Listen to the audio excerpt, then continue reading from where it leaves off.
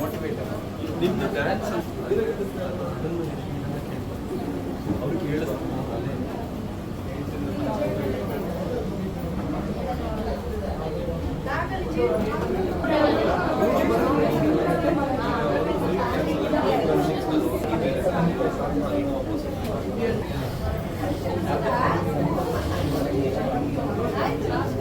Order ಕೊಡಬೇಕು.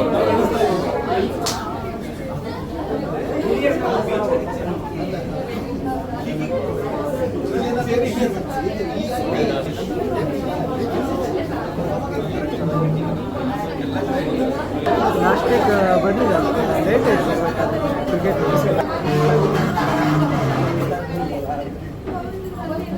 Start ಮಾಡಿದ್ದೀನಿ. ಪ್ರತಿದಿನ ಕಂಟಿನ್ಯೂ ಮಾಡ್ತೀನಿ.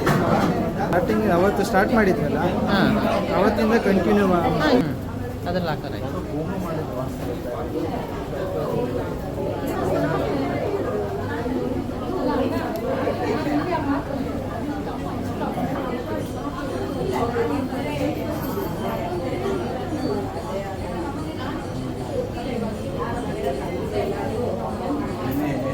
ಟೇಬಲಲ್ಲ ಸಣ್ಣ ಚೊಕ್ಕಾಗಿದ್ದು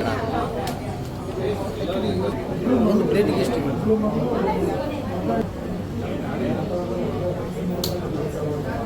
ಯಾವಾಗ ಹೇಳಿ.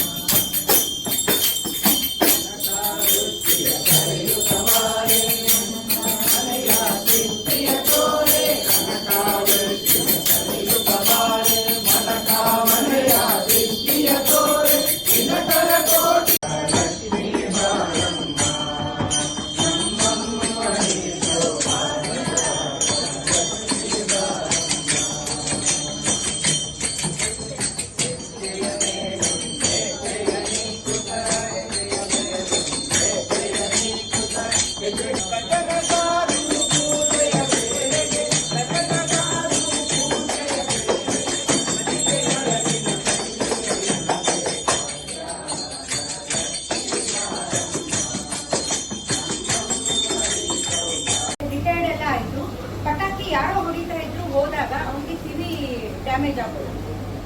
ಸೊ ಮನೆಯಲ್ಲಿ ಅಂತ ಆರ್ಥಿಕ ಪರಿಸ್ಥಿತಿಯಲ್ಲಿ ಏನು ಇಲ್ಲ, ಮಗ ಇದ್ದಾನೆ, ಸೊಸೆ ಇದ್ದಾನೆ, ಅಂತ ಆರ್ಥಿಕ ಪರಿಸ್ಥಿತಿ ಇಲ್ಲ. ಕಿವಿನ ಸರಿ ಮಾಡಿಸೋಷ್ಟು ತಂದೆಗೆ ಪರಿಸ್ಥಿತಿ ಇಲ್ಲ, ಅಷ್ಟು ಹಣ ಖರ್ಚು ಮಾಡೋಷ್ಟು. ಅವನಿಗೆ ದಿನ ರಿಟೈರ್ಡ್ ಆದ್ಮೇಲೆ ಬರ್ತಕ್ಕಂಥ ಮನೆಯಲ್ಲಿ ಇರ್ತಕ್ಕಂಥ ಘಟನೆಗಳು ತುಂಬಾ ನೋವು ಕೊಟ್ಬಿಡ್ತು. ಅಂದ್ರೆ ನೆಗ್ಲಿಜೆನ್ಸ್ ಆಗ್ತಾ ಇದೆ, ಗೊತ್ತಾಗುತ್ತೆ ಅವನಿಗೆ. ಏನು ಮಾಡೋಕ್ಕಾಗಲ್ಲ, ಅಸಹಾಯಕ ಪರಿಸ್ಥಿತಿ, ಮನೆಯಲ್ಲೂ ಕೇಳಕ್ಕಾಗಲ್ಲ. ಸರಿ, ಏನು ಮಾಡೋದು? ದಿನ ಬೇಜಾರಾಗ್ತಾ ಇತ್ತು ಅವನಿಗೆ. ಅವನೇನು ಮಾಡ್ತಾ ಇದ್ದ, ಒಂದು ದೇವಸ್ಥಾನಕ್ಕೆ ಹೋಗ್ತಾ ಇದ್ದ.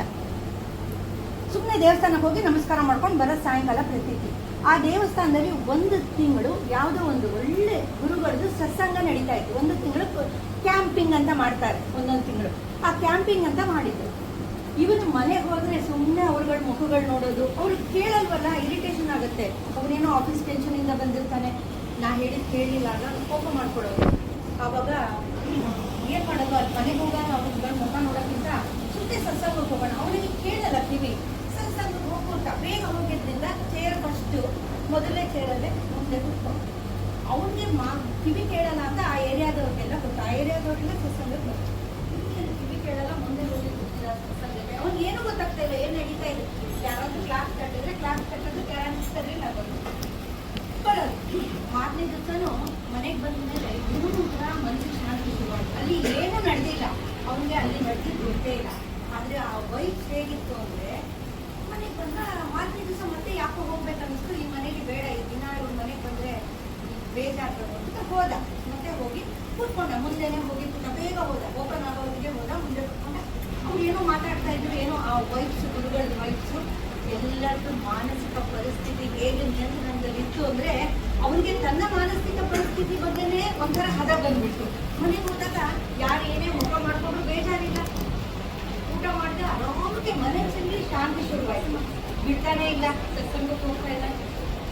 ಮಗ ಎಲ್ಲಿ ಹೋಗ್ತಾ ಇದೆಯಪ್ಪ 5 ಗಂಟೆಯಿಂದ 8 ಗಂಟೆವರೆಗೂ ಬರೋದಲ್ಲ, ಮಾತು ಕಿವಿ ಬೇರೆ ಕೇಳಲ್ಲ, ಎಲ್ಲಾದ್ರೂ ಹೋಗಿ ಏನಾದ್ರು ಆದರೆ ನಿನ್ನನ್ನು ಯಾರು ನೋಡ್ಕೊಳ್ತಾರೆ, ಎಲ್ಲಾದ್ರೂ ಗಿದ್ದು ಬಂದರೆ ಯಾರು ನೋಡ್ತಾರೆ ನಿನ್ನನ್ನು ಅಂತ. ಅವಾಗ ಅವ್ರು ಬರೆಯಕ್ಕೆ ಬರ್ತಾ ಇತ್ತು, ಚೆನ್ನಾಗಿ ಬರೀತಾ ಇದ್ದ. ಒಂದು ಬುಕ್ಕು ಒಂದು ಪೆನ್ ಯಾವಾಗಲೂ ಜೋಬಲ್ಲಿ ಇಟ್ಕೊಂಡೆ. ನಾನು ಸತ್ಸಂಗಕ್ಕೆ ಹೋಗ್ತಾ ಇದ್ದೆ. ಎಂತ ಸತ್ಸಂಗಕ್ಕೆ ಹೋಗೋದು, ಮುಗಿದು ಕೇಳತ್ತೆ, ಕಿವಿ ಕೇಳತ್ತೆ, ಹೋಗೋದು ನೋಡಿ ಏನು ಮಾಡ್ತಿದ್ದೆ ಬೇಕಲ್ಲೆಲ್ಲ ಜಾಸ್ತಿ ಇದೆ, ಏನಾದ್ರು ಆಗುತ್ತೆ, ಇವತ್ತು ರಜೆ ಇದೆ ನಡಿ ನನಗೆ, ನಾನು ಬಿಟ್ಟು ಬರ್ತೀನಿ ನಿನ್ನನ್ನು ಅಂತ ಹೋದ.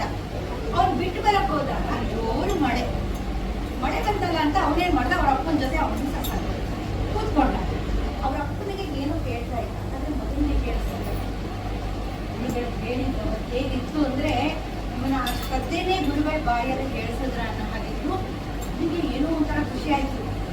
ಅವರ ಹೆಂಡತಿ ಮತ್ತೆ ತಾಯಿ ಇಬ್ರು ಊರಿಗೆ ಹೋಗಿದ್ರು, ಯಾವುದೋ ಒಂದು ಮದುವೆಗೆ ಊರಿಗೆ ಹೋಗಿದ್ರು, ಮನೇಲಿ ಯಾರಿಲ್ಲ, ಅವ್ನು ಹೋಟೆಲಲ್ಲಿ ಊಟ ಮಾಡಬೇಕಿತ್ತು. ಅದಕ್ಕೆ ಅವನೇನು ಮಾಡ್ದ, ಅಲ್ಲೇ ಸತ್ಸಂಗ ಹೋಟೆಲ್ ಇದ್ರ ಪಕ್ಕನೇ ಇತ್ತು.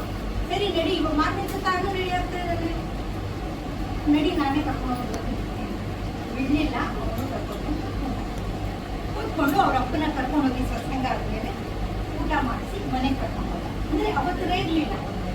ಹೀಗೆ ವಾರಗಟ್ಟಲೆ ಅಪ್ಪ ಮಗ ಇಟ್ಟು ಸತ್ಸಂಗಕ್ಕೆ ಹೋಗಿ ಮಗನ ಮನಸ್ಸು ಯಾವ ಥರ, ಆ ಗುರುಗಳ ಶಕ್ತಿ ಹೇಗಿತ್ತು ಅಂದರೆ ಮಗನ ಮನಸ್ಸಲ್ಲಿ ನಾನು ಏನು ತಪ್ಪು ಮಾಡ್ತಾ ಇದ್ದೀನಿ ಅಂತ ಅರಿವಾಯಿತು. ತಂದೆ ಮೇಲೆ ವೇಗ ತಗೊಂಡು ಊಟ ಮಾಡಿ ಇಬ್ಬರು ಹೋಗ್ತಾರೆ. ಒಂದು ವಾರ ಆದರೆ ಇಬ್ಬರು ಸತ್ಸಂಗಕ್ಕೆ ಹೋಗ್ತಾ ಇದ್ದಾರೆ. ಇವರಿಬ್ರು ಬಂದರೆ ಮದುವೆಯಿಂದ ಬಂದು 7 ಗಂಟೆಗೆ ಮನೆಗೆ ಬರ್ತಾರೆ, ಯಾರಿಲ್ಲ, ಎಲ್ಲೋದ್ರು ಇಬ್ಬರು. ನಮ್ಮ ಗಂಡ ಅಂತ ಎಲ್ಲೂ ಹೋಗಲ್ಲ, ಹೆಂಡತಿ ಚೆನ್ನಾಗಿ ಗೊತ್ತು. ಮನಸ್ಸು ಇಬ್ಬರು ಬಂದಮೇಲೆ ಎಲ್ಲೂ ಹೋಗಿರ್ತೀರಾ, ಏನು ದಿನ ಎಲ್ಲೂ ಹೋಗ್ತಾ ಇದ್ದೀರಾ, ಸತ್ಸಂಗಕ್ಕೆ ಹೋಗ್ತಾರೆ. ಅವ್ರ ಹೆಂಡತಿಗೆ ಆಗ್ತೀರಾ, ಅವ್ನು ಎಲ್ಲೂ ಹೋಗೋದೇ ಇಲ್ಲ. ಇದಿತ್ತಂದ್ರೆ ಸತ್ಸಂಗ, ನೀವು ಸತ್ಸಂಗಕ್ಕೆ ಹೋಗ್ತಾ ಇದ್ದೀರಾ ಅಂತ 8 ದಿನ ಆಯಿತು, 3 ದಿನ ಹಾಗಿದ್ರೆ ಅದು ಏನಿದೆ ಅಂತ ನಾನು ಅವಳು ಬಂದುಕೊಟ್ಟಾಗ ಆ ಸತ್ಸಂಗದ ವಾತಾವರಣ ಎಷ್ಟು ಪರಿಣಾಮ ಬೀರ್ತು ಅಂದರೆ, ಮಾರನೇ ದಿವಸ ಮತ್ತೆ ಅವಳು ಬಂದು ಇವರೆಲ್ಲ ಬರ್ತಾ ಇರೋರು, ಇವ್ರು ಹೇಳ್ತೀನಿ ನೀವೆಲ್ಲ ಹೋಗ್ತಾ ಇದ್ದೀರಾ, ನಾನೇನು ಮಾಡೋದು ಅಂತ ಅವ್ರು ಹೇಳ್ತೀನಿ.